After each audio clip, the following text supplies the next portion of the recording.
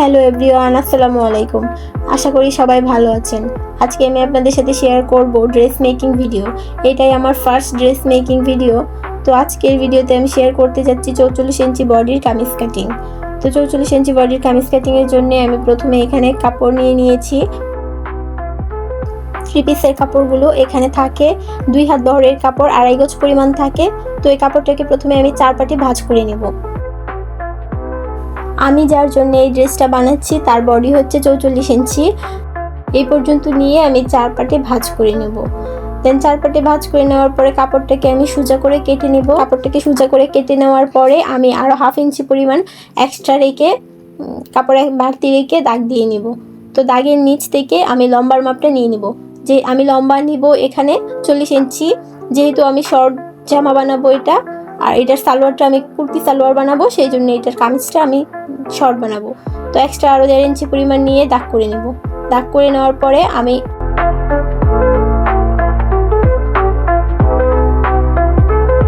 এখন কাঁধের মাপ নিয়ে নিব।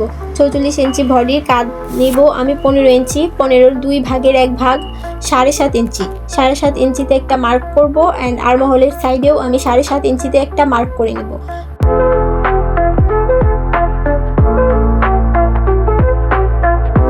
এখন আমি গলার মাপ নিয়ে নিব। গলা নিব এখানে আমি 6 ইঞ্চি। 6-এর 2 ভাগের 1 ভাগ 3 ইঞ্চিতে একটা মার্ক করে নেব, অ্যান্ড নিচের দিকেও আমি 6 ইঞ্চিতে একটা মার্ক করে নেব। সামনের গলার লম্বা নিব আমি 6 ইঞ্চি। 6 ইঞ্চিতে একটা মার্ক করব, অ্যান্ড পিছনের গলার লম্বা নিব আমি 3 ইঞ্চি। 3 ইঞ্চিতে আরেকটা মার্ক করব। মার্ক করার পরে আমি এটাকে রাউন্ড শেপ দিয়ে মিলিয়ে নেব। আমি গোল গলা বানাচ্ছি, তো আমি রাউন্ড শেপ দিয়ে মিলিয়ে নেব।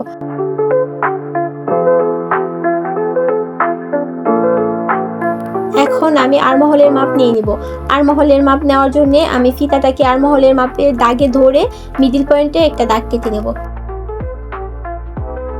এখন আমি বডির মাপ নিয়ে নিব।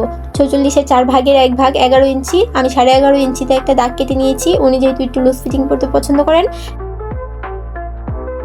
আর্মহোলের এই দাগ থেকে বডির এই দাগ পর্যন্ত রাউন্ড শেপ করে মিলিয়ে দিব।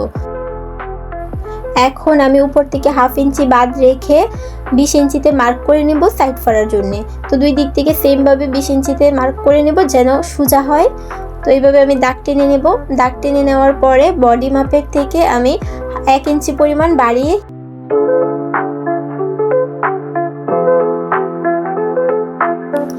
হিপের মাপের দাগ কেটে নেওয়া হয়ে গেলে আমি ফিতাটাকে বডির মাপ থেকে হিপের মাপ পর্যন্ত ধরে মিডিল পয়েন্টে আমি প্যাটের মাপের জন্য মার্ক করে নেব।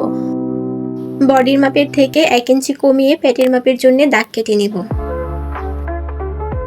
এখন আমি শেপ কাটের সাহায্যে দাগগুলো মিলিয়ে নেব।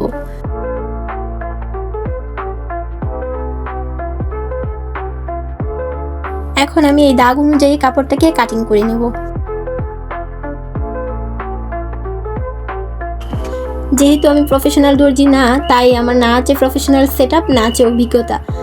তো তাও আমি আপনাদের সামনে আমার ক্রিয়েটিভিটি তুলে ধরার চেষ্টা করেছি। জানি না ভিডিওটি আপনাদের কাছে কেমন লাগবে।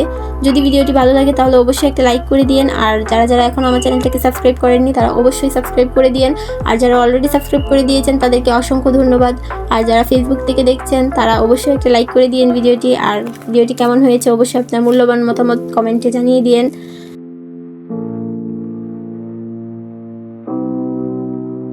এখন আমি এই দাগ অনুযায়ী চিহ্ন কেটে নেব ছোট ছোট করে, সেলাইয়ের সুবিধার্থে যেন ছোট বড় না হয়ে যায়। তো চিহ্ন কেটে নেওয়া হয়ে গেলে আমি ভিতরের পাটটা সরিয়ে নেব। পিছনের পাটটাকে সরিয়ে সামনের পাটটাতে আমি তালপাট শেপ কেটে নেব। তালপাট শেপ কাটার জন্যে যেই দাগটা আছে ওইটার ভিতর দিয়ে 1/2 ইঞ্চি পরিমাণ ভিতর দিয়ে কেটে নিতে হবে, দাগ টেনে নিতে হবে। দাগটা দেখতেই পাচ্ছেন, এই দাগ কেটে নেওয়াটা আমার স্কিপ হয়ে গিয়েছে।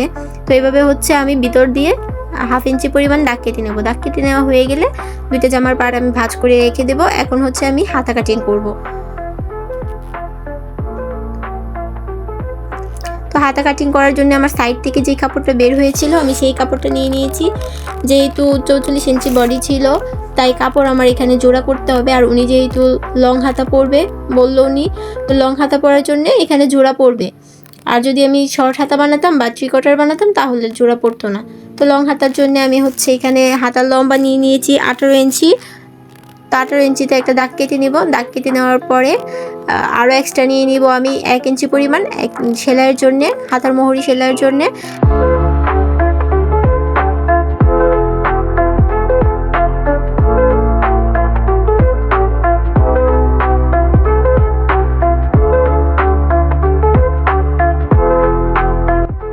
আরমহলের মাপ যা থাকবে তার থেকে 3 ইঞ্চি বাড়িয়ে এখানে দাগ কেটে নিয়ে নিতে হবে হাতার জন্য, আর তার থেকে 3 ইঞ্চি পরিমাণ ডাউন দিয়ে এভাবে শেপ করে কেটে নিতে হবে। তো শেপ করে কেটে নেওয়ার পরে এখন আমি মোহরির মাপ নিয়ে নিব। মোহরির মাপ নেওয়ার জন্য উনি যেহেতু প্লাজো হাতা পরবে তাই আমি পুরো দাগটাই নিয়ে নিব। নিয়ে নেওয়ার পরে একটু জাস্ট রাউন্ড করে কেটে দিব।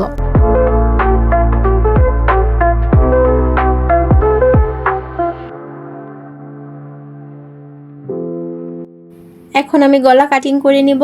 তো গলা কাটিং করার জন্য আমি একটি বক্রম নিয়ে নিয়েছি। বক্রমটাকে আমি 2 ভাঁজে ভাঁজ করে নিয়ে সোজা করে একটি দাগ কেটে নিব। প্রথমে দাগ কেটে নিয়ে হয়ে গেলে চওড়া নিব 3 ইঞ্চি, লম্বা নিব 6 ইঞ্চি, নিয়ে আমি রাউন্ড শেপ করে মিলিয়ে দিব। যেহেতু আমি গোল গলা কাটিং করব, রাউন্ড শেপ করে মিলিয়ে দিয়ে আমি কাটিং করে নিব। সেমভাবে আমি পেছনের গলাটাও কাটিং করে নেব। এখন জামার যে বাড়তি কাপড়গুলো থাকে ওখান থেকে কাপড়ের টুকরা নিয়ে আমি বক্রমটাকে কাপড়ের উপর রেখে আয়রনের সাহায্যে বসিয়ে নেব সেলাই করার সুবিধার্থে। বাকি কাজ আমি নেক্সট ভিডিওতে দেখিয়ে দেব সেলাই করার সময়। ততক্ষণ পর্যন্ত সবাই সুস্থ থাকবেন, ভালো থাকবেন। আল্লাহ হাফেজ।